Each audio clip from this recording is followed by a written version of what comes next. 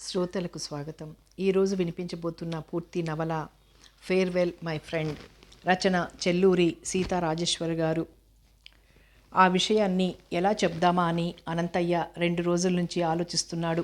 చివరికి తర్జన భర్జన పడి ఎలాగో చెప్పేశాడు. రవి నిశ్చల చిత్రంలా కూర్చుండిపోయాడు. ధరలు పడిపోవడంతో వ్యాపారం తలక్రిందులైపోయింది బాబూ. అప్పులు పోను ఎకరం మిగులుతుందేమో. దాంతో సంసారమే పోషించనా? నీ చదువుకే ఖర్చు పెట్టనా? నీ చదువు మధ్యలో ఆగిపోవడం నాకు మాత్రం ఇష్టమా చెప్పు? విధి నిర్ణయం అలాగుంది. నువ్వేదో ఉద్యోగం వెతుక్కుంటే నాకు కాస్త తెలిపిగా ఉంటుంది. అనంతయ్య కొడుక్కేసి చూడకుండా పాఠంలా చెప్పాడు. వరండాలో శశి, మురళి గాలిపటాల కోసం దెబ్బలాడుకుంటున్నారు. కుటుంబ కష్టాలు పట్టించుకొని బంగారు కాలమది. కానీ రవి ప్రాజ్ఞుడు. ఈ సంవత్సరం చదివితే ఎంకామ్ డిగ్రీ వస్తుంది. జీవితంలో స్థిరపడతాడు.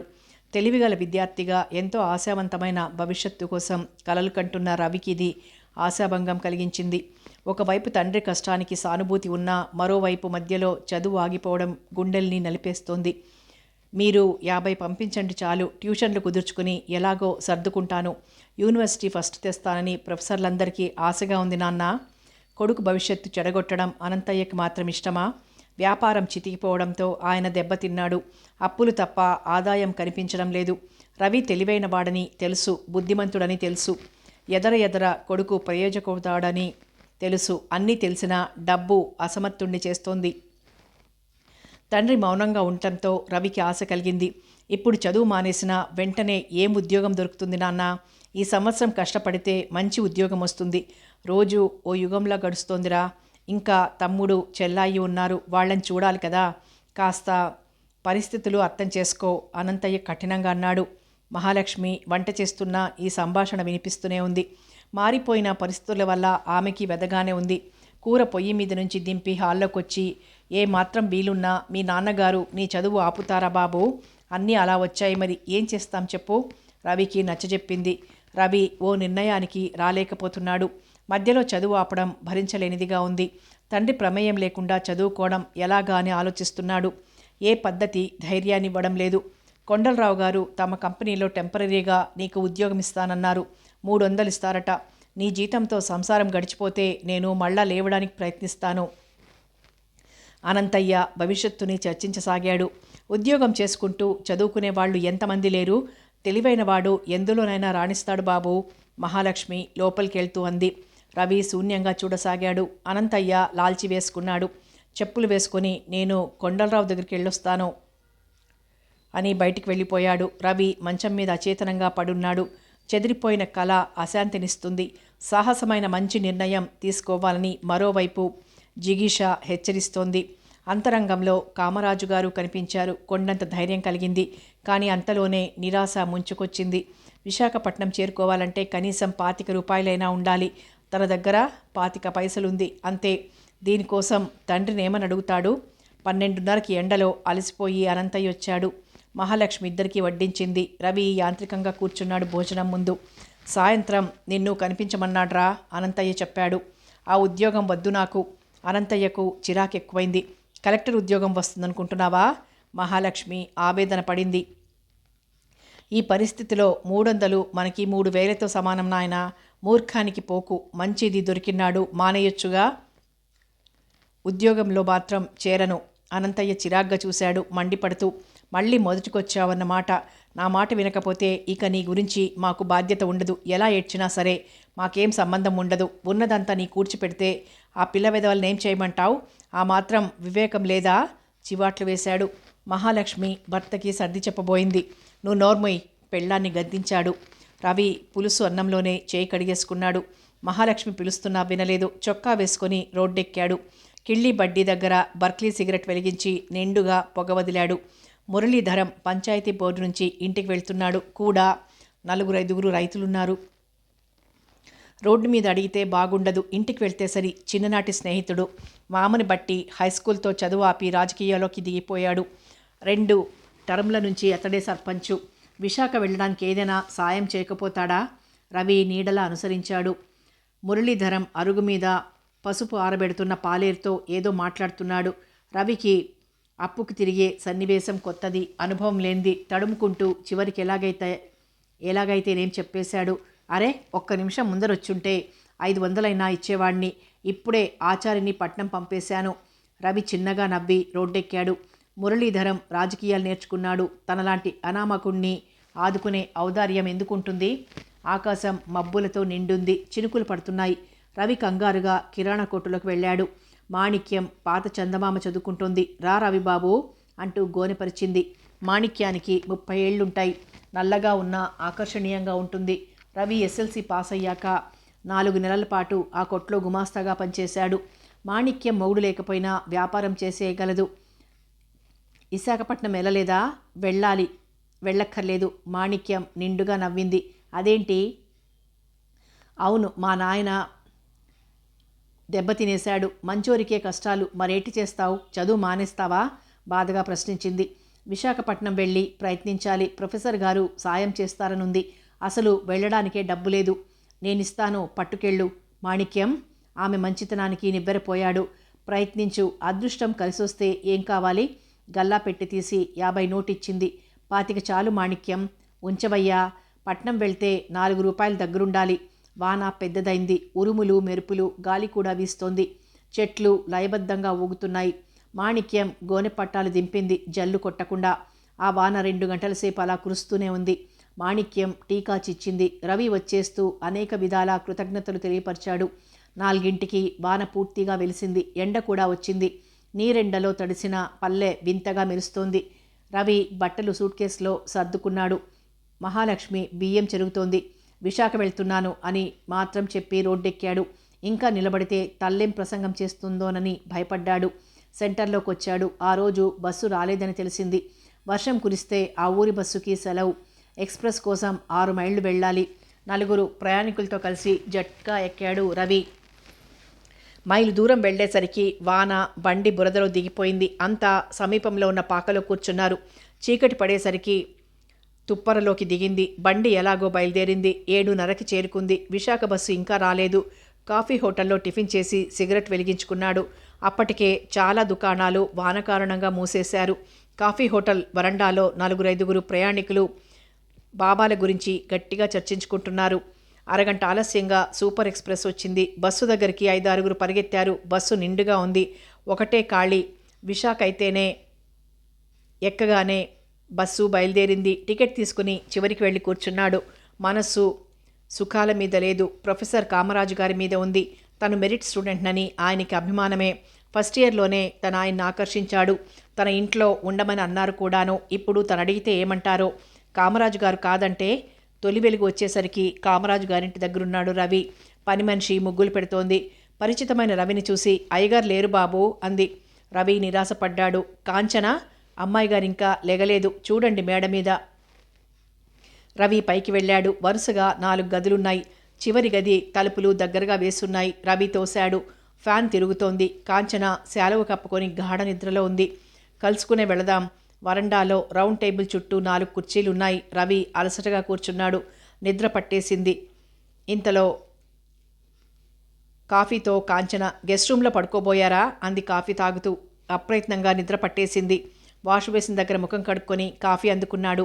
కాలేజీ తెరిచి 4 రోజులైంది. మీరొచ్చారేమోనని విశ్వంని అడిగాను. కనబడలేదన్నాడు. నాన్నగారు లేరా? విజిటింగ్ ప్రొఫెసర్గా కెనడా వెళ్ళారు. రవి నిట్టూర్పు విడిచాడు. దరిద్రుడు ఎక్కడికి వెళ్ళినా వడగళ్లవానే. కామరాజు గారు 6 నెలల దాకా రాడు. నాన్నగారితో పనుందా? కాంచన అడిగింది ముందుకు జరిగి. రవి చెప్పేశాడు. అరే, దీనికి మీరెంత సంకోచపడటం ఎందుకు? నాన్నగారు లేకపోయినా మీకేం లోటు రాదు. ఇవాళ్లే కాలేజీలో చేరండి. కాంచన గారు, కానీ ఒక్క షరతు. ఏమిటో చెప్పండి. నాన్నగారు వచ్చేదాకా మీరిక్కడే. నాకు అలాగేనండి. రవికి ఎగిరి గంతెయ్యాలనుంది. తను ఎంతో బాధపడిన సమస్య దూదిపింజలా ఎగిరిపోయింది. ఇవాళే నాన్నగారికి ఉత్తరం రాస్తాను. మీకు సాయపడగలిగినందుకు ఆయన చాలా సంతోషిస్తారు అంది కాంచన లేస్తూ. రవి సాయంత్రం యూనివర్సిటీ నుంచి రాగానే లైబ్రరీ నుంచి తెచ్చుకున్న రెఫరెన్స్ పుస్తకం చదువుకుంటున్నాడు. రవి అరుస్తూ కాంచన వచ్చింది. రవి గది నుంచి బయటికి వచ్చి ఆమె చేతిలో నుంచి టీ కప్ అందుకొని, మీరు తేవాలా? నేనే వచ్చేవాణ్ణిగా నొచ్చుకున్నాడు. మీకు భౌతిక అవసరాలు గుర్తుండవని నేనే తెచ్చాను. సరస్వతి గర్ల్ ఫ్రెండ్లా కూడా ఉంటోందే. రవి సిగ్గుపడ్డాడు. 24 గంటలు అతడికి పుస్తకాలే లోకం. అవకాశం కలిసి వచ్చినందుకు పూర్తిగా వినియోగించుకోవాలని అతడి పట్టుదల. ఇక్కడే ఉండడానికి మొదట్లో అతడు చాలా ఇబ్బంది పడ్డాడు. ప్రొఫెసర్ గారు వచ్చాక ఏదైనా అపార్థం చేసుకుంటారేమో హాస్టల్లో ఉండడానికి ప్రయత్నించాడు. కాంచన ఒప్పుకోలేదు.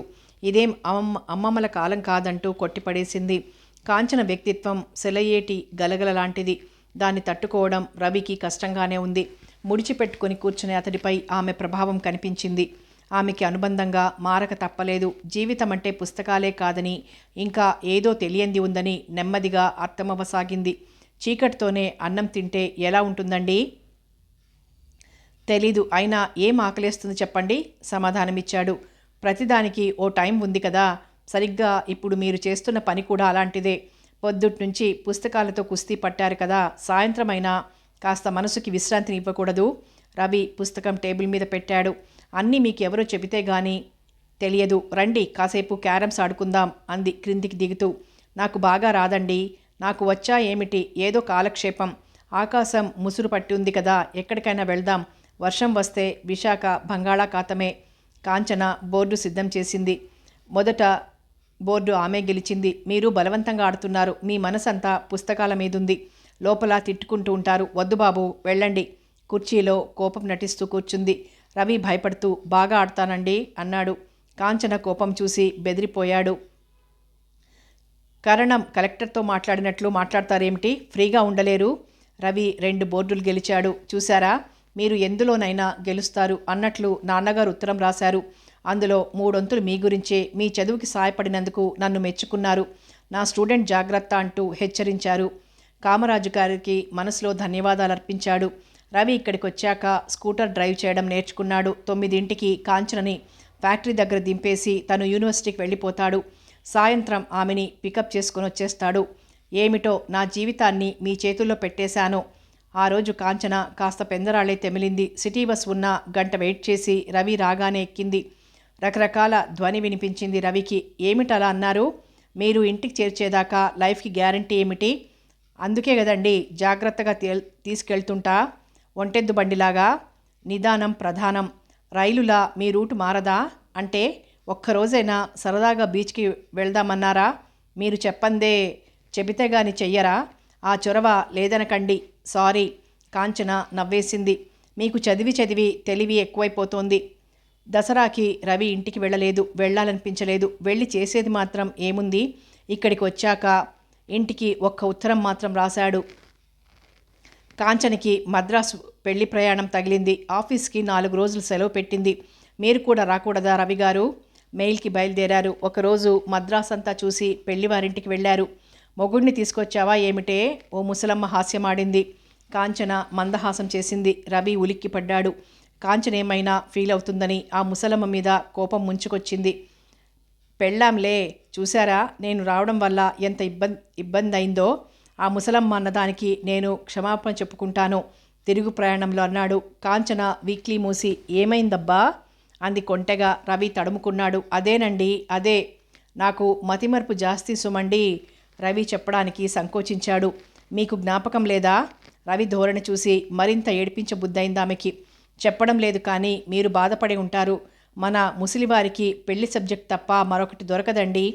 పాత జ్ఞాపకాలు వారిని బాధిస్తూ ఉంటాయి. అందుకే అలా వాగుతారు. ఆ ముసలమ్మంటే నాకేం కోపం రాలేదు, సరదా వేసింది. సరదా? రవి ఆమెలోకి తొంగి చూశాడు.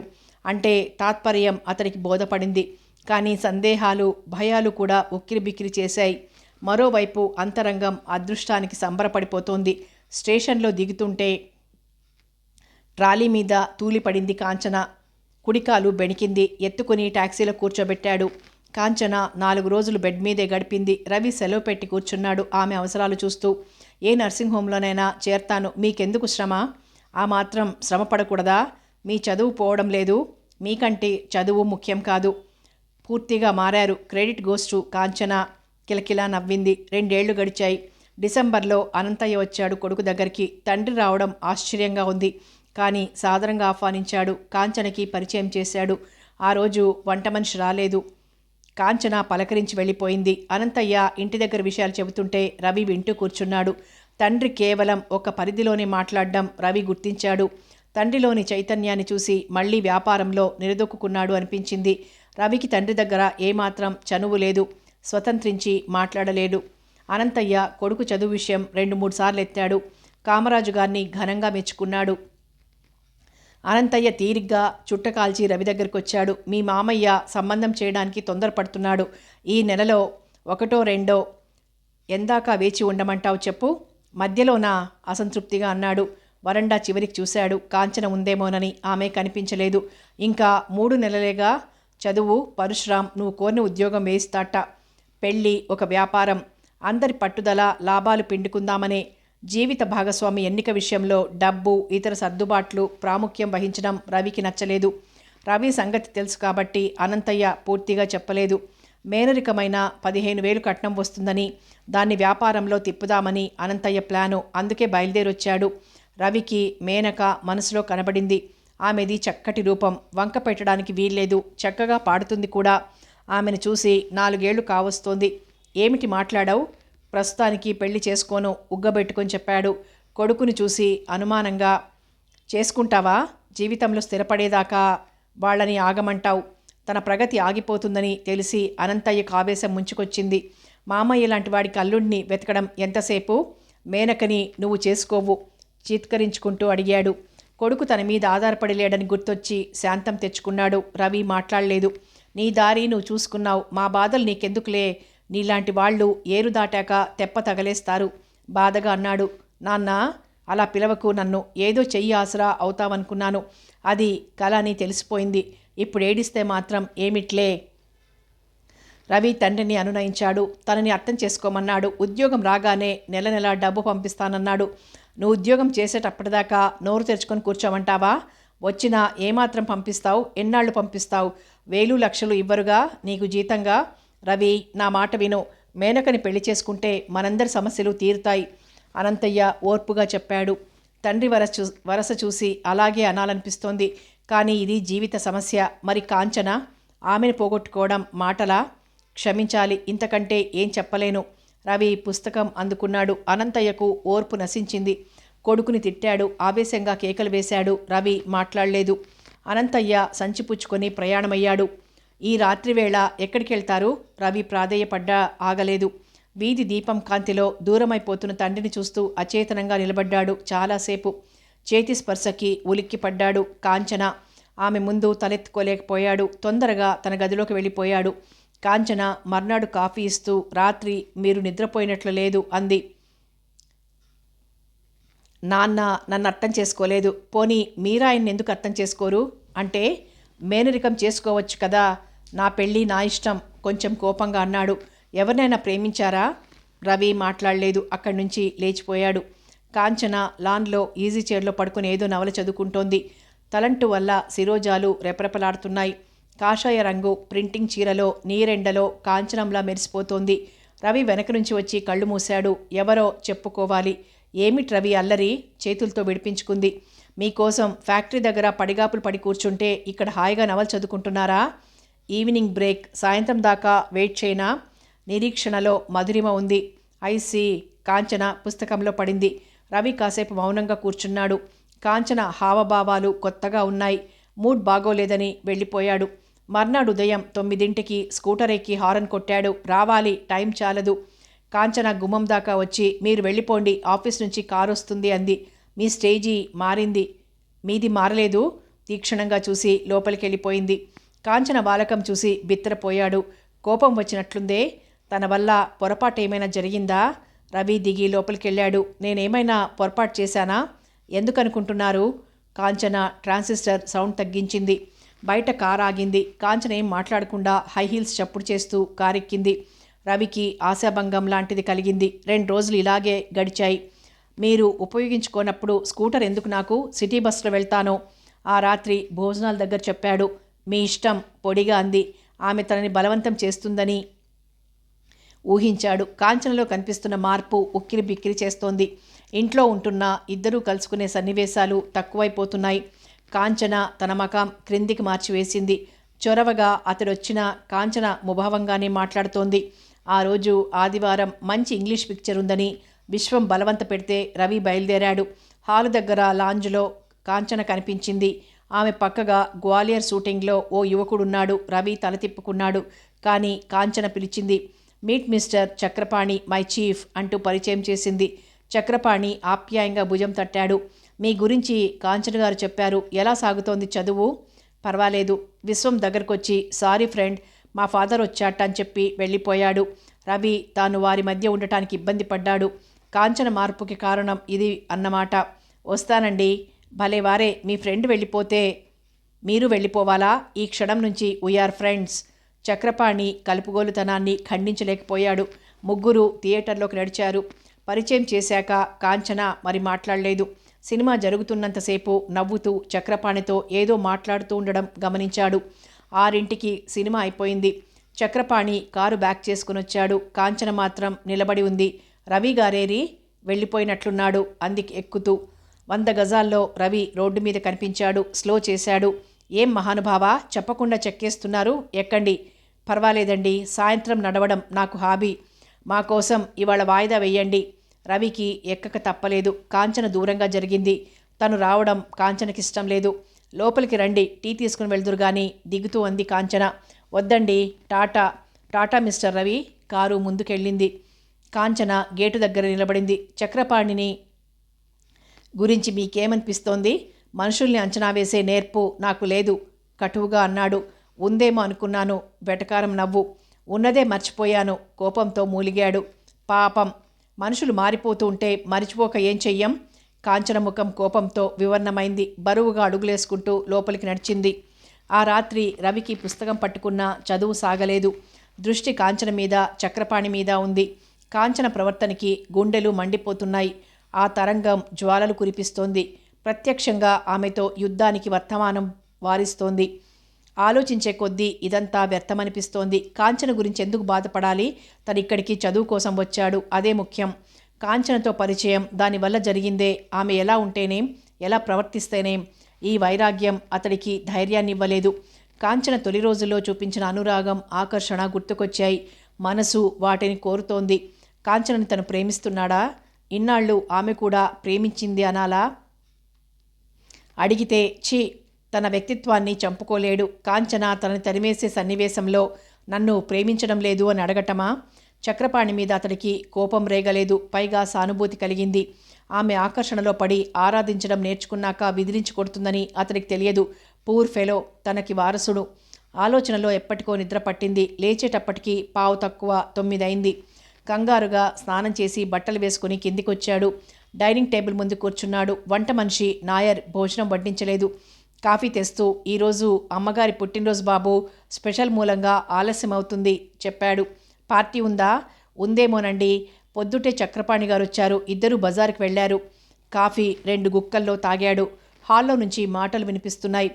కాంచన, చక్రపాణి వచ్చినట్లున్నారు. పుట్టినరోజంటే పెద్ద పార్టీ ఉందనుకున్నాను. ఆశాభంగమైందా? సారీ.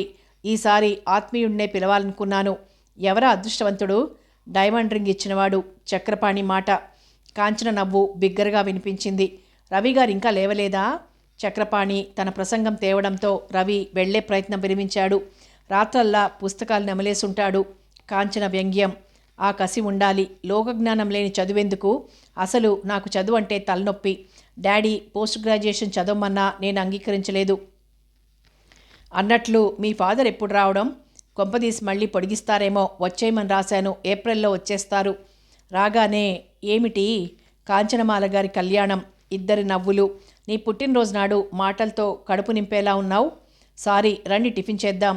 వాళ్ళకి కనబడకుండా తప్పుకుందామనుకున్నాడు రవి. కుదరలేదు. చక్రపాణి పలకరించాడు. మార్నింగ్. అతన్ని చూసి కాంచన ఉలిక్కిపడింది. నాయర్ గ్లాస్ చప్పుడు చేస్తూ కేక పెట్టింది. నాయర్ టిఫిన్ పట్టుకొచ్చాడు. రవిగారు, కాంచన భీమిలి ట్రిప్ వేసింది. మీరు కూడా పాల్గొంటే సంతోషంగా ఉంటుంది చక్రపాణి చెప్పాడు. నేనెందుకండి? ఆయనకి పరీక్షలు, చదువుకోనియండి. కాంచన టిఫిన్ అందుకుంది. తన ఉనికి కాంచనకి ఇబ్బంది కలిగిస్తోంది. తనని చూడగానే ఆమె చాలా సీరియస్గా మారిపోతోంది. మరోసారి వెళ్దాంలేండి అన్నాడు వెళ్ళబోతూ. రోజూ కాంచన గారి పుట్టినరోజులు వస్తాయా? జరుపుకునే స్తోమత ఉంటే రోజూ పుట్టినరోజే. భలే చెప్పారు. ఒక క్షణం ఉండండి, కారులో వెళ్ళిపోదాం. యూనివర్సిటీలో ఓ పని కూడా ఉంది. ఈరోజు మీ పనులన్నీ క్యాన్సిల్ చేసుకోవాలని చెప్పానా? కాంచన కోపంగా అడిగింది. చిత్తం మీ ఆజ్ఞ, చక్రపాణి నాటక ఫక్కీలో అన్నాడు. రవి ఆ రోజు రాత్రి దాకా ఇంటికి రాలేదు. రావాలనిపించలేదు. భోంచేయకపోయినా ఏమాత్రం ఆకల్లేదు. రాత్రి 10 దాకా అక్కడా ఇక్కడా తిరిగొచ్చాడు. పోర్టికోలో కారు కనిపించింది. చక్రపాణి ఉన్నాడన్నమాట. నాయర్ తలుపు తీశాడు విసుక్కుంటూ. మంచి నిద్ర పాడు చేసినందుకు అతనికి తిక్కగా ఉంది. ఇప్పుడు మళ్ళీ వంటింటికి పోయి వడ్డం చెయ్యాలి. వడ్డించనా? వద్దులే, పైకి వెళ్ళిపోయాడు. యజమానిని బట్టి పనివాళ్ళు కూడా మారిపోతారా? రవి 2 గ్లాసుల మంచినీళ్లు తాగి పుస్తకం అందుకున్నాడు. తల భారంగా ఉంది. చదువు సాగడం లేదు. డాబా మీదికి వెళ్ళసాగాడు. ఆ దృశ్యానికి చివరి మెట్టు మీదే ఆగిపోయాడు. పండు వెన్నెల విరగ కాస్తోంది. కాంచన కేవలం లంగా మీదుంది. వెన్నెల్లో ఆమె వెన్నెలా మెరుస్తోంది. చక్రపాణి నడుం చుట్టూ చేతులు పోనిచ్చి దగ్గరికి లాక్కున్నాడు. కితకితలు బాబూ. కాంచన నవ్వింది. చక్రపాణి ముద్దులవాను కురిపిస్తూ కాంచన అతన్ని దగ్గరగా లాక్కుంది. రవి క్రిందికి దిగిపోయాడు. ఉదయమే కాంచన కాఫీ తీసుకురావడం రవికి ఆశ్చర్యం వేసింది. ఆమె కేసి చూడకుండా అందుకున్నాడు. రవిగారు, చెప్పండి. మా ఫాదర్ బంధువులు కేజీహెచ్లో ట్రీట్మెంట్కి వస్తున్నారు. ఓ నెలపాటు మీరెక్కడైనా. రవికి అర్థమైంది. అలాగే, మధ్యాహ్నమే వస్తారు వాళ్ళు. మరో గంటలో ఖాళీ చేస్తాను. Thank you. కాంచన వెళ్ళిపోయింది. ఖాళీ చేద్దామని రాత్రే అనుకున్నాడు. కాంచన ఆలోచనతో చదువు సాగడం లేదు. ఆమె చేత చెప్పించుకోవడం చిన్నతనమైంది. బంధువులు రావడం ఒక నెపం. తను వారి మధ్య అడ్డుగా ఉండటం ఆమెకిష్టం లేదు. నిజానికి ఇది విశాలమైన భవనం. ఎంతమంది వచ్చినా పర్వాలేదు. కానీ కాంచన అసలుద్దేశం తనను ఖాళీ చేయించాలని. రవికి భవిష్యత్ అంటే తిరిగి భయం పట్టుకుంది. రవి సామాను విశ్వం గదిలో పడేశాడు. అక్కడి నుంచే యూనివర్సిటీకి వెళ్తున్నాడు. రవి వాలకం చూసి విశ్వం అడిగాడు. తనేం చెప్పలేదు. దగ్గర 15 రూపాయలు చిల్లరుంది. 4 రోజులు గడిచాయి. తర్వాత పస్తులు ప్రారంభమయ్యాయి. ఎవరినైనా అడగడానికి నామోషి. ఓ రోజు పోస్టాఫీస్ దగ్గర చక్రపాణి కనిపించాడు. చక్రపాణి కారెక్కించుకుని పెద్ద హోటల్ ముందాపాడు. బిజినెస్ రిప్రజెంటేటివ్ గురించి అందులో ఓ రూమ్ బుక్ చేశాడు. అతడు ఇంకా రాకపోవడంతో ఆ గదిలోకి పోయి కూర్చున్నారు. చక్రపాణి టిఫిన్కి ఆర్డర్ ఇచ్చాడు. ఏం జరిగింది రవి? మీరు అక్కడి నుంచి ఎందుకు వెళ్ళిపోయారు? రవిని చూస్తుంటే అతనికి చాలా జాలి వేసింది. మనిషి నీరసంగా ఉన్నాడు. బట్టలు నలిగి ఉన్నాయి. ముఖంలో దైన్యం తొంగి చూస్తోంది. ఏం జరగలేదు. రవికి ఆ విషయం జ్ఞాపకం తెచ్చుకోవాలని లేదు. వాటి మీద తెరదించుకున్నాడు. నాతో చెప్పకూడదు? చక్రపాణి సంస్కారం బంధించి వేస్తోంది. టిఫిన్ వచ్చింది. ఆల్ రైట్, తిన్నాక మాట్లాడుకుందాం. 2 రోజుల తర్వాత తినే పదార్థం చూడగానే రవికి ఆకలి విజృంభించింది. ఆ వరుస చూసి నిన్న భోంచేశారా అని అడిగాడు. లేదన్నట్లు తలూపాడు. చక్రపాణి సర్వర్ని పిలిచి 4-5 రకాలు ఆర్డర్ ఇచ్చాడు. చాలండి, ఇంకా ఆకలి లేదు మొహమాటంగా అన్నాడు. చక్రపాణి సిగరెట్ వెలిగించి, మీ గురించి 2-3 సార్లు కాంచనను అడిగాను. ఎక్కడికో వెళ్ళారని చెప్పింది అని చెప్పాడు. పోనిద్దురు. అది నేను వినకూడనిదా? రవి జరిగింది చెప్పాడు. ఒకళ్ళ దయాధర్మం మీద ఆధారపడితే అలాగే ఉంటుందండి. అయినా నాలాంటి వాడికి చదివేందుకు చెప్పండి. ఇంతకంటే ఏ కూలి పనికో పోవటం మంచిది. ఒకరి చేత మాటలు పడక్కర్లేదు. పరీక్షలు దగ్గర పడ్డాక కాంచన ఇలా ప్రవర్తించడం విడ్డూరం. బాగుందండి. ఆవిడిష్టం. ముష్టి వేయడానికి ఇష్టం లేకపోతే పొమ్మని చెప్పక మానరా? మనమైనా అదే చేస్తాం కదా. న్యూనత పరుచుకోకండి. రవి టిఫిన్ తిని టీ తాగాడు. చక్రపాణి సిగరెట్ ఆఫర్ చేస్తూ, ఇప్పుడేం చేద్దామనుకుంటున్నారు ప్రశ్నించాడు. ఇంటికి వెళ్ళిపోతాను. నోనో, సిద్ధాన్నం మట్టిపాలు చేయకండి. ఆధారం లేనప్పుడు ఆశ మాత్రం ఎలా తెచ్చుకోనండి? మా ఇంట్లో ఉండండి, అన్ని ఏర్పాట్లు చేస్తాను. రవికి కన్నీళ్ళొచ్చాయి. థ్యాంక్స్ పాణిగారు. మన మధ్య అంతగా స్నేహం లేకపోయినా ఆపదలో అడ్డుపడ్డారు. కానీ నాకు అర్హత లేదు. క్షమించండి. కాంచనలా వెళ్ళగొడతానని భయపడుతున్నారా? చక్రపాణిని నమ్మలేకపోతున్నాడు. ఇతడి వల్ల తన సంగతి కాంచనకి తెలుస్తుంది. అది తనకిష్టం లేదు. ఆమె నీడైనా భరించడానికి సిద్ధంగా లేడు తను. చక్రపాణి కోటు జేబులో నుంచి చెక్బుక్ తీశాడు. 2000కి చెక్కు రాసిచ్చి, నా దగ్గర లేకపోయినా మీ ఇష్టం వచ్చిన చోట ఉండి చదువు సాగించండి అన్నాడు. మీ మంచితనమే నాకు అర్థం కావడం లేదు. చక్రపాణి నవ్వాడు. మీరు గొప్ప మనసుతో ఎవ్వరూ చేయలేని త్యాగం చేస్తున్నారు. కానీ మీరు ఒక ఉపకారం చెయ్యాలి సందేహిస్తూ అన్నాడు. చెప్పండి. నా విషయం కాంచనకి తెలియకూడదు. ప్రామిస్ నిశ్చలంగా అన్నాడు. రవికి ధైర్యం వచ్చింది. 2 ఏళ్ల పాటు రవికి పుస్తకాలే లోకమయ్యాయి. పరీక్షలు తృప్తిగా రాశాడు. ఆ సాయంత్రం చక్రపాణి రవి రూమ్కొచ్చాడు. పరీక్షల అలసట మీ ముఖంలోనే కనిపిస్తోంది. ఇది మీరు పెట్టిన భిక్ష. నాటకం డైలాగులు మాట్లాడకండి. రండి మా ఇంటికి వెళ్దాం. రవి 2 నిమిషాల్లో తయారై కారెక్కాడు. దారిలో చక్రపాణి, కామరాజు గారు ఎల్లుండొస్తున్నారు. చెప్పాడు. ఆయన దర్శనం చేసుకునే వెళ్తాను. కారు గంటసేపు పరుగు తీసి 3 అంతస్తుల పాత మేడ ముందు ఆగింది. చుట్టూ ఎత్తైన ప్రహరీ ఉంది. గ్రౌండు సిమెంట్ చేయబడి ఉంది. చెట్లు మాత్రం ఉన్నాయి. ఇద్దరూ లోపలికి వెళ్లారు. హాల్లో 25 ఏళ్ల అమ్మాయి కూర్చుని రేడియో వింటోంది. గులాబీ రంగు షిఫాన్ చీర, అదే రంగు బ్లౌజ్ వేసుకుంది. మెడలో లాకెట్, కళ్ళకి గ్లాసెస్ ఉన్నాయి. ఆమె పైట చెదరడం వల్ల ఎత్తైన వక్షోజాలు కనిపిస్తున్నాయి. చక్రపాణి బూటుతో చప్పుడు చేశాడు. అన్నయ్య సర్దుకుంటూ లేచింది. మధురిమ మా చెల్లెలు పరిచయం చేశాడు. చక్రపాణి ఇల్లంతా చూపించాడు. బాగా ఉన్నవాళ్ళని రవికి అర్థమైంది. స్నానం చేసి పెరట్లో కబుర్లు చెప్పుకుంటూ కూర్చున్నారు. మధురిమ కూడా పాల్గొంది. ఆమె గుడ్డిదని తెలియగానే రవి నొచ్చుకున్నాడు. స్పెషలిస్ట్కి చూపించారా? ఫారిన్ కూడా తిప్పాడు మా అన్నయ్య. నా గుడ్డి బతుక్కి వెలుగు తేవడానికి అన్నీ వృధా అయ్యాయి. అయినా ఇంకా ఆ డాక్టర్ని ఈ డాక్టర్ని తీసుకొస్తూనే ఉంటాడు. చక్రపాణి ఫోన్ రావడంతో లోపలికెళ్ళాడు. మధురిమ పుస్తకాల గురించి, రాజకీయాల గురించి అనర్గళంగా మాట్లాడటం రవికి ఆశ్చర్యం వేసింది. మధురిమ గారు, కళ్ళుండి నేనే అంధకారంలో ఉన్నాను. మీకు తెలిసిన విషయాలు నాకు తెలియవు. మా అన్నగారు 2 పిఏలను పెట్టాడు. వాళ్ళు చదవడం, వాగడంతో నా మట్టిబుర్రలోకి ఎక్కాయి. అంత మంచి అన్నయ్య దొరకడం మీ అదృష్టం. ఆ రాత్రికి రవి అక్కడే ఆగిపోయాడు. ఉదయమే ఇద్దరూ బయలుదేరారు. కారు చెడిపోయింది. చక్రపాణి దగ్గర కామరాజు గారి సైకిల్ ఉండిపోయింది. మెకానిక్ని పంపుదాం, దీని మీద వెళ్ళిపోదాం రండి. నేను డ్రైవ్ చేస్తానాగండి. స్కూటర్ మళ్ళీ ఎప్పుడెక్కుతామో. చక్రపాణి సిగరెట్ వెలిగించి వెనకాల కూర్చున్నాడు. రవి స్టార్ట్ చేశాడు. 2 కిలోమీటర్ల ప్రయాణం సాగింది. ఓ లారీ దూకుడుగా వస్తోంది. రవి కంగారు పడ్డాడు. వెనక ఆర్టీసీ బస్సు హారన్ కొడుతోంది. లారీని తప్పించడంలో స్తంభానికి గుద్దేశాడు. యాక్సిడెంట్ విషయం మధురిమకి, కాంచనకి తెలియజేయబడింది. రవి ఆందోళనగా చక్రపాణి బెడ్ దగ్గర కూర్చున్నాడు. డాక్టర్ పెదవి విరిచాడు. చక్రపాణికి స్పృహ వచ్చింది. పెళ్లి చేసుకుంటావు కదూ? చెప్పు రవి. అది నా ధర్మం, తప్పకుండా చేసుకుంటాను. కాంచన అప్పుడే లోపలికొచ్చింది. చక్రపాణి జీవితం సమాప్తం. కామరాజు గారు వచ్చాక వారం రోజుల పాటు సభలు, సమావేశాలతో గడిచిపోయాయి. ఓ రోజు మార్నింగ్ వాక్ నుంచి వచ్చాక హాల్లో రామసుబ్బయ్య కనిపించాడు. పొలం విషయాలు మాట్లాడాక, కామరాజు, ఇంకా అమ్మాయి పెళ్లి చేయవా? జగదంబ ఉంటే ఈ పాటికి అల్లుడిని తేకుండా ఉండేవాడివా అన్నాడు రామసుబ్బయ్య. ఆయనలో కాంచన పెళ్లి వేడి అందుకుంది. కాఫీ తెచ్చిన కాంచనతో, అమ్మాయి, ఇంక నీ పెళ్లి ఆలస్యం చేయకూడదు. ఇప్పుడే రామసుబ్బయ్య చెప్పి వెళ్ళాడు. నీ దృష్టిలో ఎవరైనా ఉన్నారా? సూటిగా అనేశారు. ఓ, గుడ్ సెలెక్షన్. ఎక్కడుంటున్నాడు? కూతురు తన శ్రమ తగ్గించడం ఆయనకి సంతోషంగా ఉంది. కాంచన పెళ్లి విషయంలో పూర్తి స్వేచ్ఛనిచ్చారు. సాయంత్రం తీసుకొస్తాను నాన్నగారు. కామరాజుగారు తలూపారు. కాంచనలో దిగులు వదిలిపోయింది. ఇన్నాళ్ళు తండ్రితో ఎలా చెప్పాలా అని మదనపడసాగింది.